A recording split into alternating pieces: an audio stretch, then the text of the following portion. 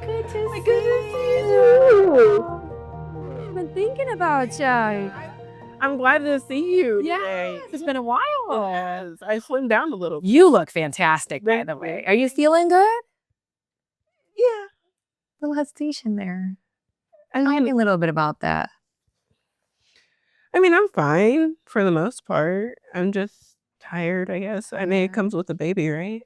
Well, yes, you're going to be tired. There's no tired like being a new mom, Yeah. but I want to make sure that you're taking care of yourself. So, in order to take care of your family, you have to take care of you, right? And I think as moms, we often put everybody else first, right? Yes. But we have to make sure that we're okay. And so you hesitated there. So I'm wondering, are you still enjoying this postpartum time frame? Do you feel like you're doing the things that you would normally do, like going for walks, enjoying time with your spouse or your partner, going shopping, seeing girlfriends? Do you feel like your mood is such that you do those things? No. No, Mm. I don't get out of the house. Oh, is it just because you have no interest in that? I have no interest in that. And I'm always tired and overwhelmed. There's so much to do when That's being a mom. I got to make sure they're fed. I got to make sure that, they're clean, they're in their nap time and their tummy time. And It is very daunting. I agree with you. Do you feel like you get help from your partner? yeah, he helps. Right. But he's no mother. Yeah. Yeah. And he's no mom, and I'm the one who has to make sure that dinner's cooked, that, the bills are being paid, the laundry's being done. It's so much laundry. Yes, especially with a new baby. So the fact that you aren't interested in the things that you used to do as much, that you're busy and tired, do you cry a lot? Yeah. Yeah. Kind of like over things that you would not normally cry about had the baby not, Yeah. before the baby was born. So the thing that concerns me about that is that you might be suffering from postpartum depression. We are more than 6 weeks out, and there are certain time frames where we kind of define things. And the fact that you're this far out, not enjoying your usual routines, not as happy, not engaging like you used to, concerns me about postpartum depression. And that doesn't allow us to enjoy that postpartum time frame in our families as much. So Right. I'm wondering, would you be amenable to maybe some interventions? I would be acceptable to that. Yeah. So I think we have a really good program here Okay.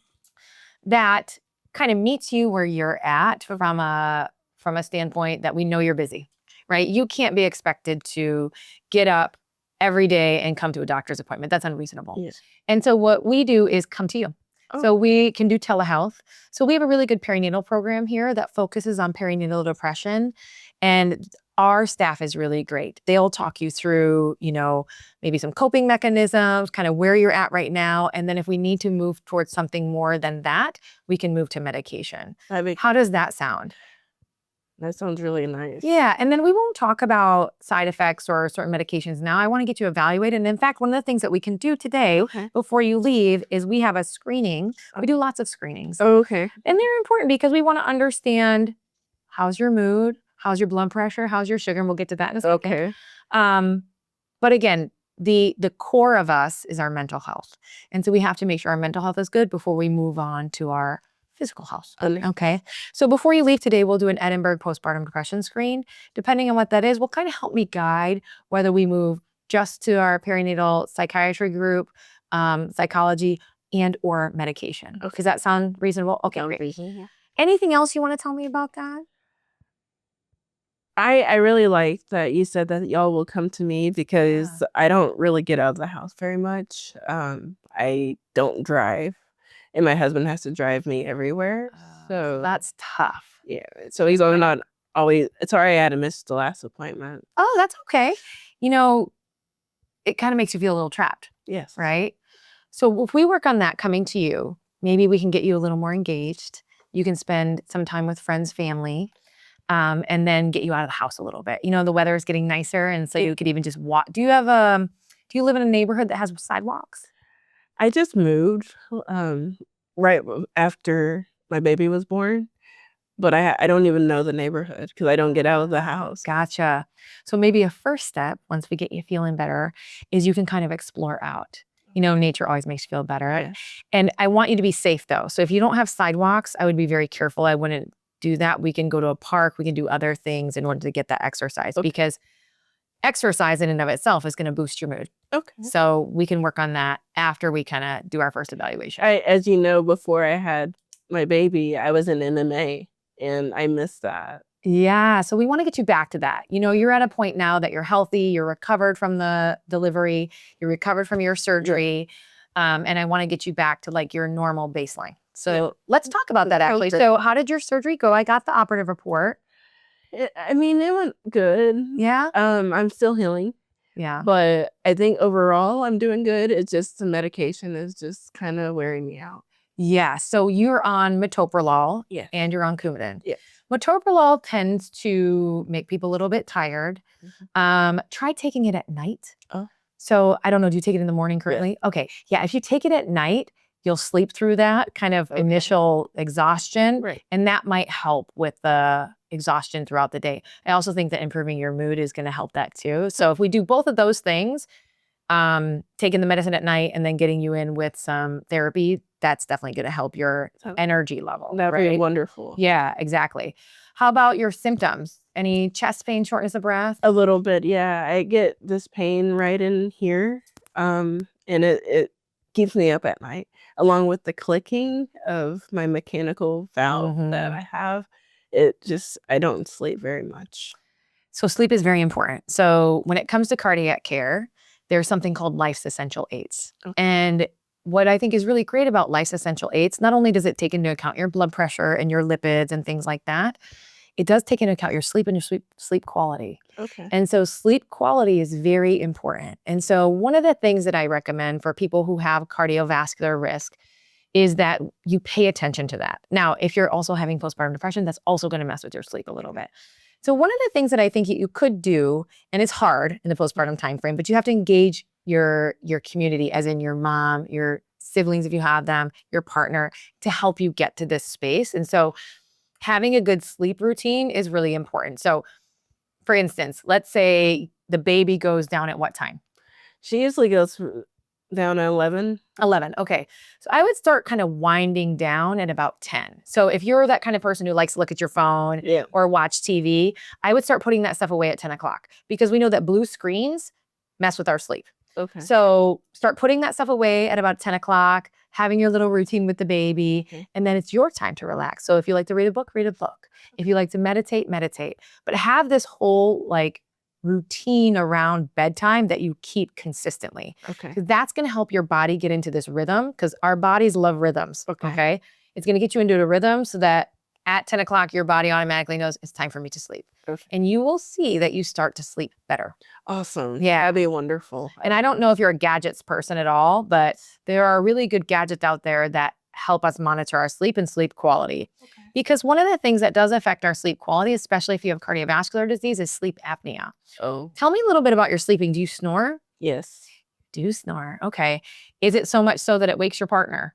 He shoves me over sometimes. Yeah. So I wonder if that's something we have to evaluate, Taylor, is, are you not getting good sleep quality, which is leading to postpartum depression and low energy because you have sleep apnea?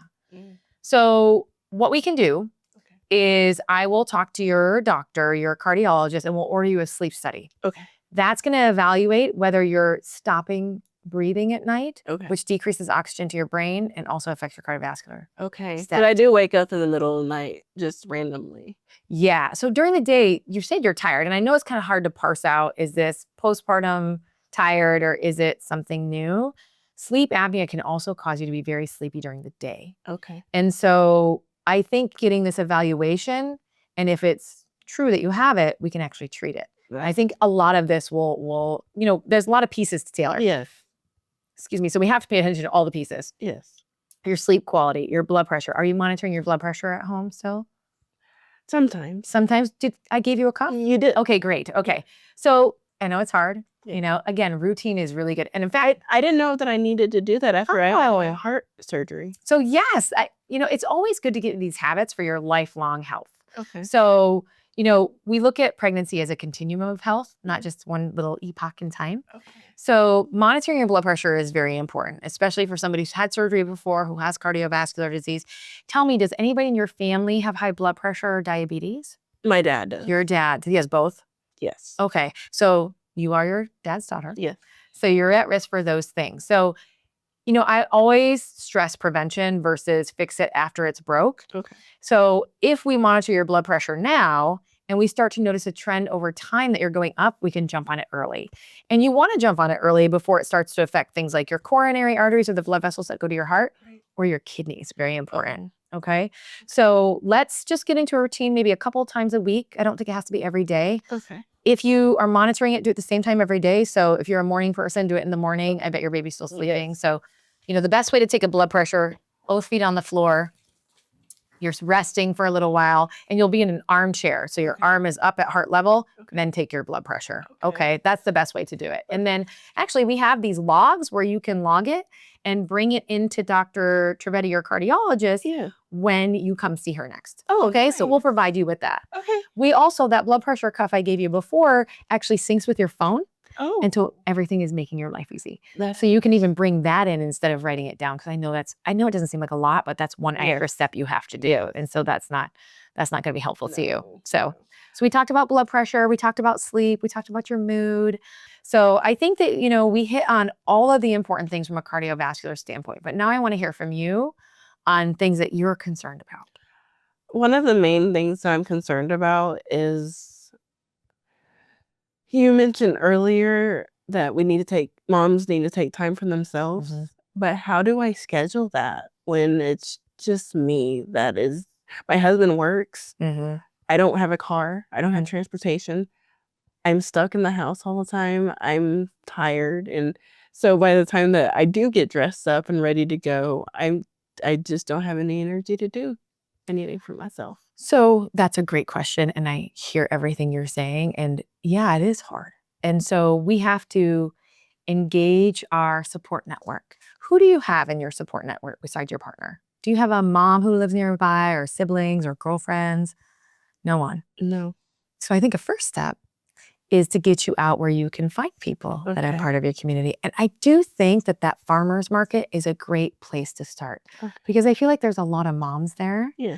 Mom communities are great. You have a smartphone? I do. So one of the best things that you can do is kind of search Columbia mom groups. Okay. And I think it gets you, interacting with people who are your age, who are going through your same struggles, who have young kids, because it's not easy. No. And you guys can connect from there. It doesn't have to be in person either. Nice. Kind of connecting on FaceTime or Facebook or whatever also is connecting. Okay. And you'll kind of feel that uplifting.